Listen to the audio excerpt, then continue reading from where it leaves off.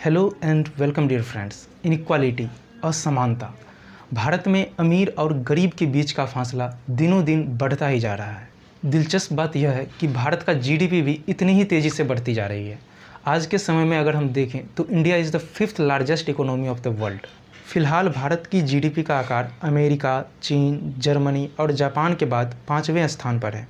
पिछले 10 सालों में हमारे देश के जीडीपी का एवरेज ग्रोथ रेट 6 से 7% तक रहा है। क्या आपका आय यानी कि इनकम भी इतनी तेज़ी से बढ़ा है?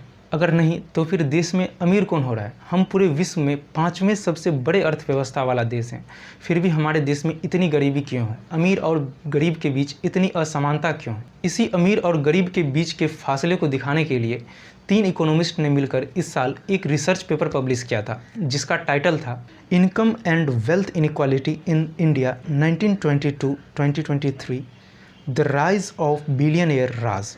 अगर मैं साफ साफ हिंदी में बताऊं तो इस रिसर्च पेपर का टाइटल था अरबपति राज्य का उदय। इस रिपोर्ट में 2 सबसे महत्वपूर्ण पॉइंट है जो मैं आपको एक एक करके बताता हूं। इस रिसर्च के मुताबिक देश के कुल आय का 22.6% आय सिर्फ एक व्यक्ति के पास जाता है। मतलब मैं आपको बताता हूँ। इसका मतलब है कि अगर भारत में जितने भी लोग काम कर रहे हैं उसकी जितनी भी आमदनी है, अगर सबकी आमदनी मिलाकर अगर 100 रुपया है तो इस 100 रुपये में से 22.6 रुपया सिर्फ एक लोगों के पास जाता है।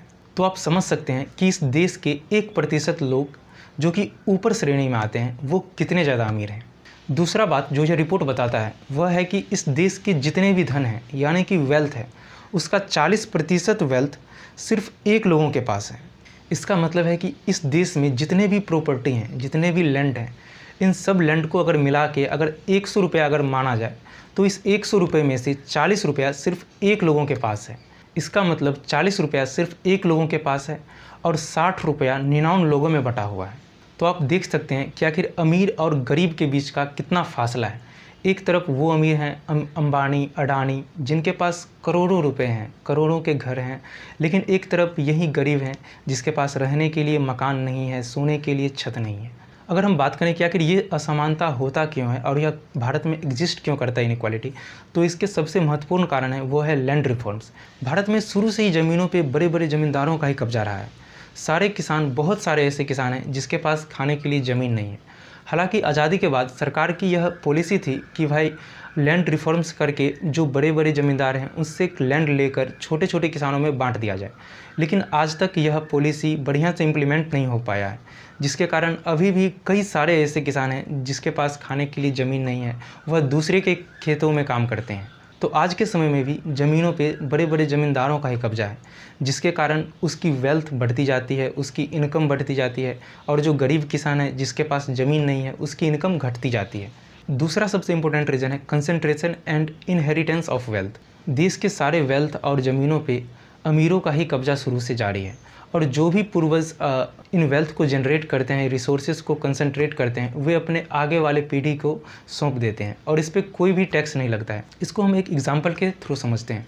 मान लीजिए कि धीरू भाई अंबानी ने अपना एक छोटा सा बिजनेस शुरू किया था और फिर इसी छोटे से बिजनेस को डायरेक्टली मुकेश अंबानी के द्वारा इनहेरिट कर लिया गया और इस पे सरकार ने कोई भी टैक्स नहीं लगाया। तो इसके ज़रिए क्या होता है कि वेल्थ का एक कंसंट्रेशन बढ़ते जाता है। हालांकि यूरोप में कई सारे ऐसे कंट्री हैं जो कि इनहेरिटेंस प्रॉपर्टी पे टैक्स लगाता है, जैसे कि फ्रांस इनहेरिटेड प्रॉपर्टी पे 60% का टैक्स लगाता है, जर्मनी 50% का, यूनाइटेड किंगडम 40% का। हालांकि इंडिया ने भी 1953 में इनहेरिटेंस टैक्स को इम्प्लीमेंट किया था, लेकिन इसके इम्प्लीमेंटेशन में कई सारे इश्यूज़ आने के कारण राजीव गांधी के सरकार के दौरान इसको फिर से बंद कर दिया गया। इनइक्वालिटी का तीसरा सबसे इम्पोर्टेंट रीज़न है लैक ऑफ ह्यूमन डेवलपमेंट। अगर हम इंडिया में बात करें एजुकेशन की, हेल्थ की, सैनिटेशन फैसिलिटी की, तो इन सभी मामलों में भी इंडिया अभी भी काफ़ी पिछड़ी हुई है, और यही कारण है कि HDI रैंक में भी हमारा नाम हमारे कई सारे नेबर कंट्रीज़ के मुकाबले बहुत नीचे आता है, जैसे कि श्रीलंका, बांग्लादेश, ये सारे ऐसे कंट्री हैं जिसका HDI रैंक इंडिया से हमेशा ऊपर होता है।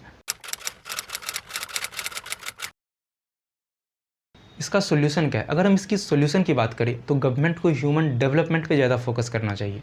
सरकार को एजुकेशन फैसिलिटी देनी चाहिए, गरीबों को स्किल देना चाहिए और जितने भी गरीब लोग हैं उनको अच्छे से अच्छी शिक्षा देनी चाहिए, जिससे कि वे लोग भी सॉफ्टवेयर इंजीनियर बन सके, वाइट कॉलर जॉब्स को प्राप्त कर सके, जिससे कि उनकी भी इनकम जनरेट होगी और इससे हमारे देश में इनकम इनक्वालिटी भी कम होगी। तो आज के लिए बस इतना ही, मिलते हैं अगली वीडियो में, तब तक के लिए धन्यवाद।